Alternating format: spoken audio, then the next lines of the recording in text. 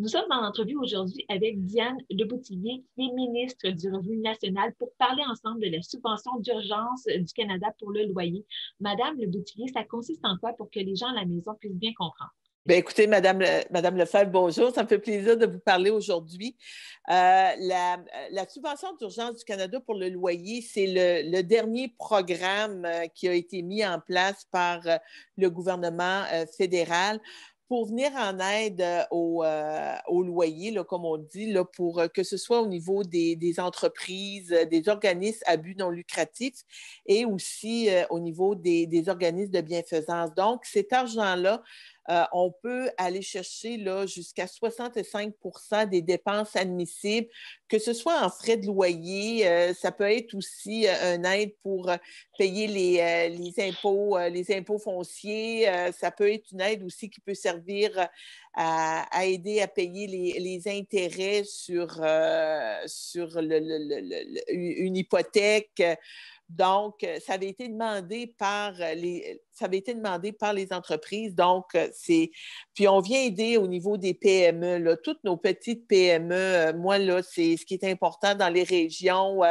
Ma boulangerie, la coiffeuse, donc tous ces petits organismes-là, le café du coin, c'est un soutien qui est important. Fait qu'on peut aller chercher dans un premier montant là, jusqu'à 65 des dépenses admissibles.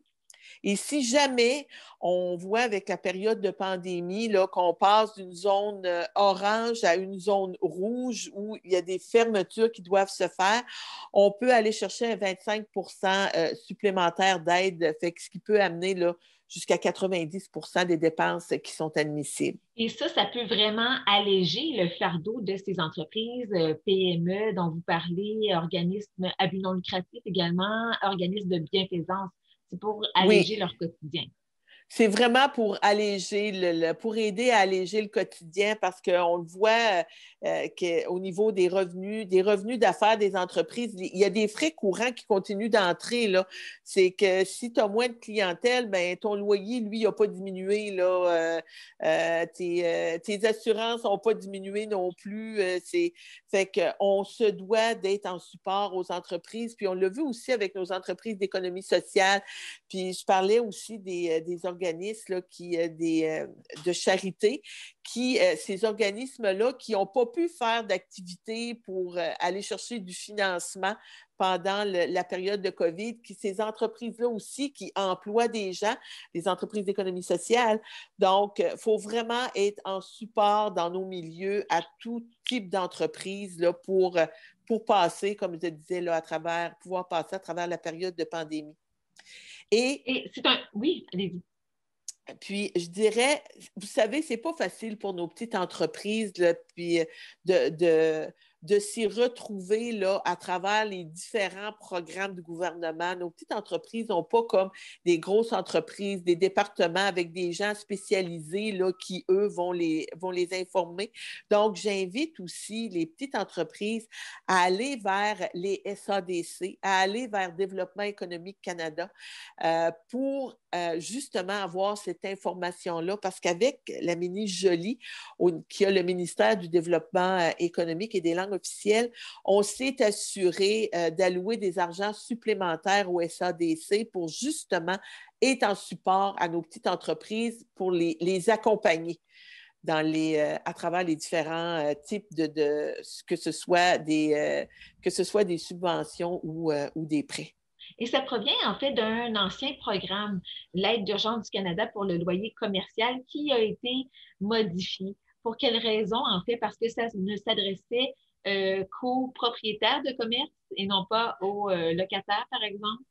Effectivement, ça ne s'adressait qu'aux propriétaires. Puis, on comprendra aussi là, que dans des endroits où tu as des propriétaires qui ont peut-être plusieurs locataires, pour eux, ça devenait lourd et il y avait une demande aussi des petites entreprises d'avoir un accès direct avec le locataire. Donc, la subvention va aussi, on est là pour les propriétaires, mais on a aussi ajouté les locataires. Puis on l'a vu pendant toute la période de la pandémie, les programmes qui ont été mis en place, on s'est ajusté au fur et à mesure pour vraiment faire en sorte que les programmes puissent convenir aux gens qui en avaient besoin. Donc, c'est pour ça que dans nos programmes, on a des durées dans le temps qui sont, là, ce programme-là est accessible jusqu'en juin 2021. La même chose aussi pour la subvention salariale. Et on continue là, de travailler et d'être très près du milieu. Puis d'ailleurs, je suis dans le comté de mon collègue Stéphane Lauzon. Qui fait un travail incroyable et qui a vraiment à cœur son milieu. Et Stéphane est en contact avec les SADC, puis justement, toutes ces organisations-là, les chambres de commerce, puis ça nous a permis de faire des représentations auprès là, des ministères, là, du ministère qui est concerné, puis de pouvoir bonifier les programmes, puis les adapter aux réalités locales qu'on vit chez nous en milieu qui est plus rural. J'ai lu aussi dans l'actualité que ce programme, cet ancien programme-là, était moins populaire, c'était avéré en fait peu populaire. Est-ce que vous pouvez me confirmer cette information et également, est-ce que vous savez combien de demandes ont été faites dans l'ancien programme? Je ne pourrais pas vous donner là, le nombre de demandes qui ont été faites au niveau du programme.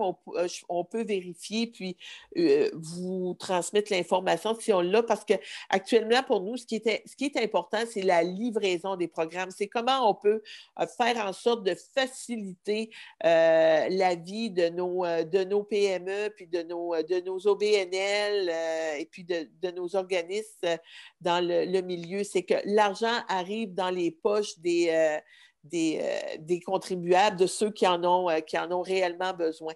Donc, le programme, c'est l'Agence du revenu du Canada là, qui va s'occuper là, de gérer ce programme-là. Et c'est rétroactif. Là, les premières demandes, les entreprises peuvent déjà faire les premières demandes qui vont couvrir la période là, du 27 septembre au 24 octobre. Et à chaque mois, les propriétaires vont pouvoir refaire les demandes et ce jusqu'en juin 2021. Pourquoi ne pas offrir de soutien rétroactif au loyer pour les entreprises qui se sont qualifiées pour l'ancienne subvention, en fait, l'ancien programme? Bien, écoutez, dans les discussions qui ont eu en cours autour de la table, puis avec les différents partenaires, la décision qui a été prise, là, c'est de commencer à offrir le programme, puis la rétroaction allait à partir là, du 27 septembre, comme je disais, là, puis ça va se rendre 27 septembre 2020 jusqu'en juin 2021. Et qu'est-ce que vous pourriez aussi répondre aux gens qui sont un peu plus critiques envers le gouvernement fédéral et qui se disent en fait que le gouvernement fédéral est trop généreux, qu'il y a trop de subventions? Vous, quelle est votre réponse à titre de ministre du Revenu national?